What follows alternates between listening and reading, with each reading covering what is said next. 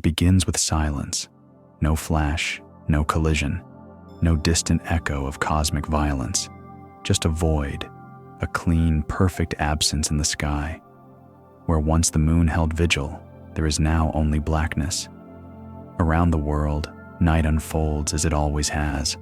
Cities glow faintly, wind moves through the trees, the oceans breathe in slow tidal rhythms. But something is wrong. Subtly, deeply, primordially, the moon is gone, not obscured, not behind shadow, not cradled by cloud or eclipse. Gone. For the first time in over 4 billion years, Earth turns beneath an empty sky. The pale sentinel that once pulled the oceans and lit the paths of poets has vanished. Observatories ignite with urgency. Telescopes pivot. Data streams flood in. There is no debris, no scattering of dust. The moon has not shattered. It has departed. And nothing makes sense. The moon is not a wanderer. It is a companion forged in fire, born from Earth itself in a cataclysmic collision when our planet was young, bound by gravity ever since. A perfect orbital partner. Its rhythm shaped time. Its pull steadied Earth's spin. Without it, life may not have found its way here at all. To imagine it leaving is to imagine a thread torn from the fabric of the Earth's soul. And yet, the sky is empty. How can such a bond be broken? What force, gentle or violent, could unhook the moon from its eternal dance? And if something so constant can vanish, what else, in the great machinery of the cosmos, is waiting to fall away? The stars continue to shine, indifferent and ancient, but Earth now spins beneath a darker sky and darker questions.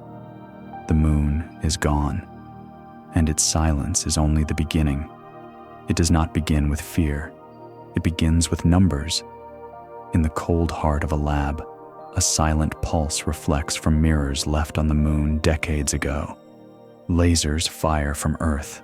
They strike tiny retroreflectors planted by astronauts long gone, and the echoes return, faint but precise, measuring distance in the language of light. For years, these pulses tell the same story. The moon is drifting away, not quickly, not catastrophically, just a quiet, steady retreat, 3.8 centimeters per year, roughly the pace that fingernails grow. Scientists know this. It's written into orbital mechanics, a consequence of tidal friction. Earth's rotation slows, energy transfers, and the moon gently climbs outward. It is ancient, slow, predictable, but not all patterns stay asleep. In Kyoto, among the sloping gardens and humming servers of a quiet research institute, a young astrophysicist named Dr. Kalen Mori begins to notice something strange. He is not looking for anomalies. He is building simulations, elegant models of orbital resonance, planetary rhythm, gravitational decay. To him, space is not chaos. It is music, and something in the moon's retreat is out of tune. It begins with a deviation, minuscule, barely measurable, a curve that flattens too fast, a recession that accelerates, not by kilometers or meters, but by fractions of a fraction. Yet in celestial mechanics, even that matters. He recalculates, rechecks the data sets from lunar laser ranging systems, bouncing pulses off the moon from observatories in Texas, France, South Africa. Still the same result. The moon is not just moving away, it is picking up speed. He doesn't panic, not yet. He publishes his findings quietly. A footnote in a journal few outside gravitational physics will read. Most of the community responds with polite dismissal. Normal variation, they say. Atmospheric interference, instrument drift. But Kalen trusts the silence between the numbers. So he looks deeper. He builds a model, not static, but dynamic. A 1,000-year lunar simulation incorporating core mantle decoupling, glacial isostatic rebound, Earth's rotational drag. He traces the moon's motion back into deep time, and that's when he sees it. A resonance threshold, a tipping point. Like a pendulum given just enough push, there comes a moment where the orbit no longer stabilizes, no longer finds balance. The moon, caught between tidal energy and rotational decay, begins to spiral outward, faster than before. Not tomorrow, not in a decade, but sooner than it should. He names it the lunar escape curve, a hidden instability masked by millennia of equilibrium. It haunts him. He begins tracing records of eclipses from ancient Babylonian and Chinese astronomers, and finds tiny discrepancies, shifts in timing, slight deviations from where the moon should have been. They were dismissed as human error. But what if they were echoes of something deeper? He dives into paleogeological records, ice core data, fossilized coral growth rings, which encode tidal cycles going back hundreds of millions of years. He sees a story hidden there too, a gradual loosening, a subtle drift. Nature had noticed long before science did. And then, something changes. A new generation of laser ranging stations come online, with precision measured in millimeters. The data is clear. The moon's drift is accelerating beyond previous models. Tidal timing begins to skew. In coastal regions, ancient rhythms falter. Coral reefs spawn too early. Sea turtles miss the moonlight they once used to guide their young to the waves. Jellyfish bloom in chaos. The ocean remembers what the sky forgets. Still, mainstream science resists. Secular acceleration, they say, geophysical error. But Kalin is no longer alone. A small team forms, young researchers from Chile, Finland, and South Korea, all finding similar anomalies, independently, quietly. They begin to build what they call the departure map, a projection of lunar orbital shift extending into the next 1,000 years. What they find is terrifying. At its current rate, the moon will not simply drift away forever. It will cross a gravitational boundary, the edge of Earth's ability to hold it. A Hill sphere collapse, the point at which Earth's gravity no longer dominates the moon's orbit. And then, slowly, the moon will no longer orbit Earth. It will orbit the sun, a second planet, a ghost world adrift. At first, this idea is treated as science fiction, but then, something changes in the data again. In 2023, a series of solar storms batter Earth's magnetic field. Satellites report strange readings, not from the sun, but from deep space. Gravitational interference, minute, invisible forces pulling unevenly across the solar system. A theory emerges. Our system is passing through a gravitational filament, a faint, ghostly remnant of an ancient galactic collision. Invisible, but real. A thread of dark matter, or the gravity echo of stars long dead. If true, it could explain everything. The moon is not leaving of its own accord.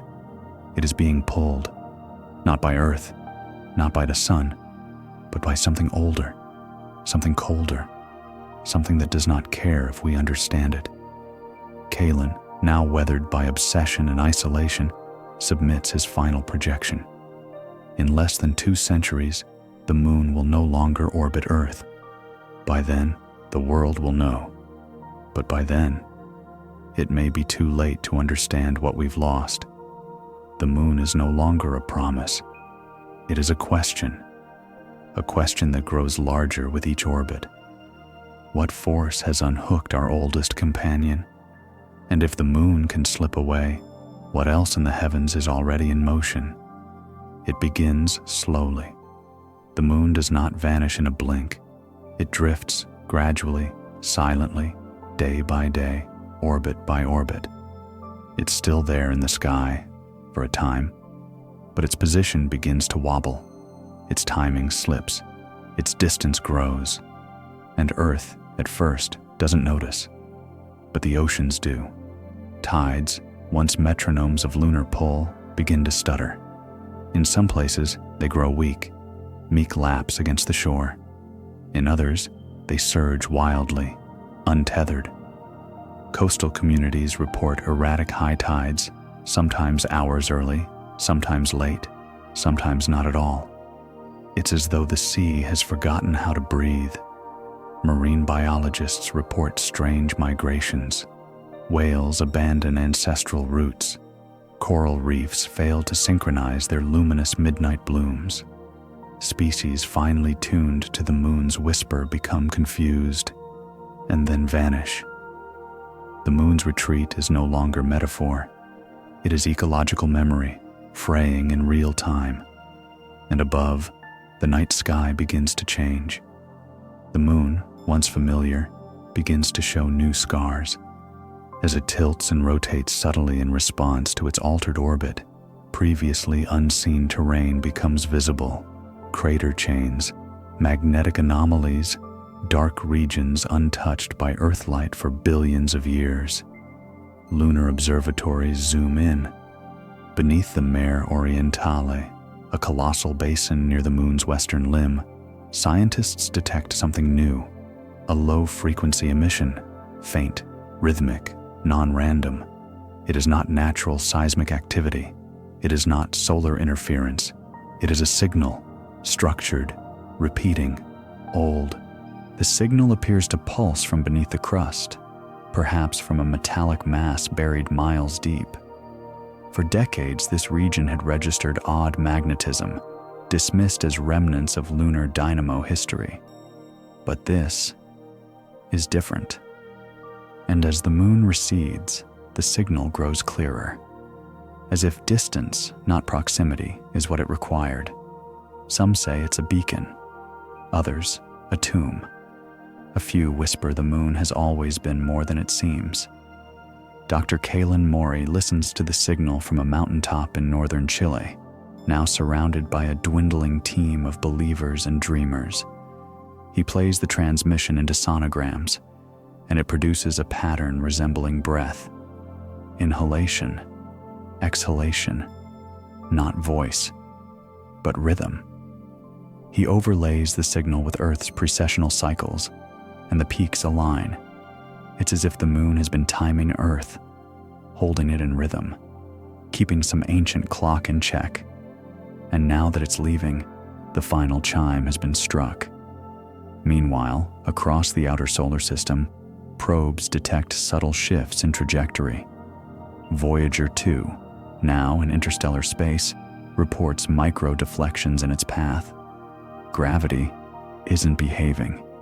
A new hypothesis emerges. Earth and its moon are passing through a gravitational stream, an unseen filament stretching across the galaxy, possibly composed of dark matter. Not the kind we imagined. This matter doesn't clump. It flows, and it pulls. When Earth entered the stream, nothing happened. But the moon, being lighter, looser, more susceptible to orbital drift, responded first. Pulled not by mass, but by topology, the curvature of invisible forces etched into space itself. Scientists argue fiercely, but something ancient appears to be asserting its shape upon our system. And the moon, long considered a relic of randomness, may have been placed to buffer Earth from this force. A shield, a stabilizer, a dam against the flood. With the moon leaving, the flow begins. Earth's axial tilt wobbles, slowly, erratically. Seasons stretch and contract. Summers in the northern hemisphere last weeks longer than they should. Winters arrive with violence, then vanish. Weather patterns collapse into chaos. The moon's gravity once acted like a hand on a spinning top, keeping Earth's 23.5-degree tilt stable. Without it, the spin wavers. Not wildly, but enough to matter. In ancient times, such a wobble might have triggered ice ages or mass extinctions. Now, no one knows what it will trigger. And still, the moon recedes. Its light, once so familiar, becomes faint, a sliver, a whisper, no longer the lantern it once was. Telescopes now see it more as an asteroid than a satellite. Its trajectory shifts from elliptical to spiral, not toward Earth, outward. A heliocentric orbit begins to emerge. Mathematics confirms it. The moon is no longer bound. It is now a minor planet, a second Earth, trailing in the solar current, slowly drifting into its own path around the sun. It will take decades, maybe centuries, to fully escape Earth's gravitational echo. But already, its loyalty has shifted. Astronomers now reclassify it. Object 2025-Luna, transitional body, status pending. People begin to mourn. Cultures tied to the moon, calendars, festivals, spiritual rituals begin to fracture. Lunar calendars lose sync. Islamic, Hebrew, Chinese traditions find their moons arriving late or out of phase. Children are born under moonless skies. Artists begin to paint without silver light. Poets write eulogies. Lunar agencies shut down. The Artemis program, designed to return humans to the moon, is suspended indefinitely. Why build a home on something that's leaving? But not all mourn. Some feel awe.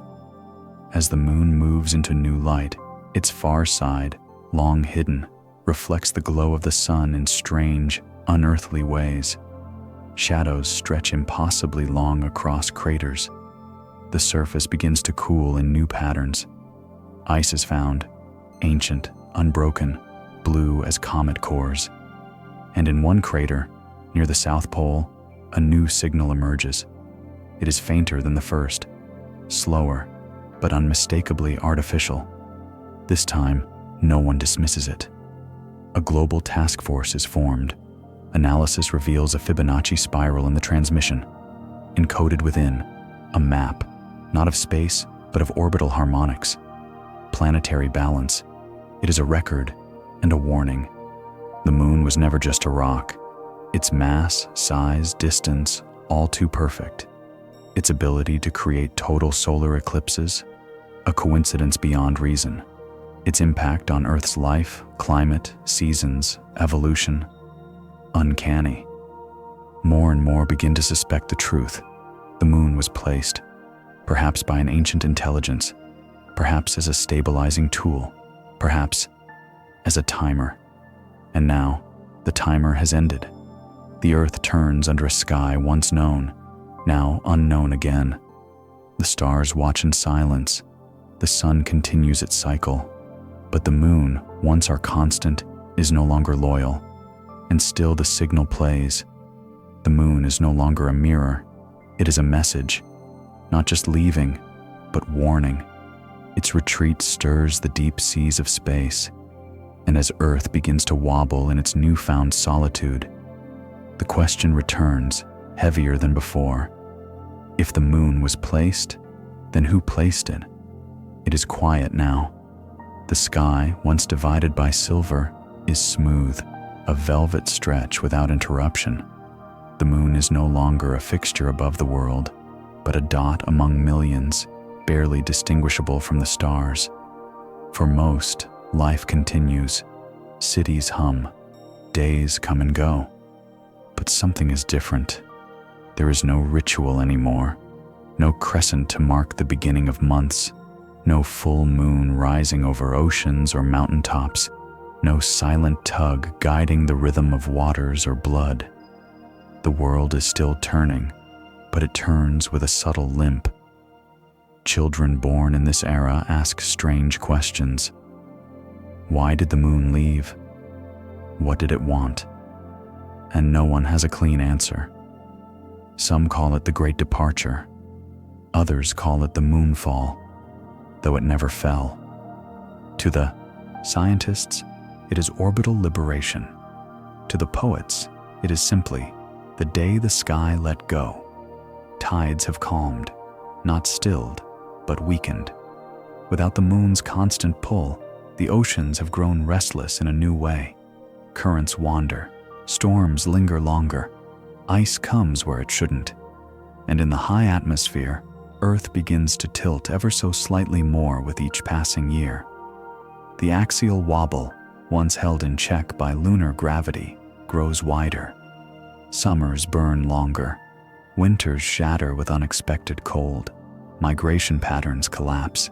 Species vanish. Earth has begun its slow, chaotic spiral into climatic disorder. And yet, the stars are brighter now. Without the moon's glow, the cosmos returns with crystalline clarity.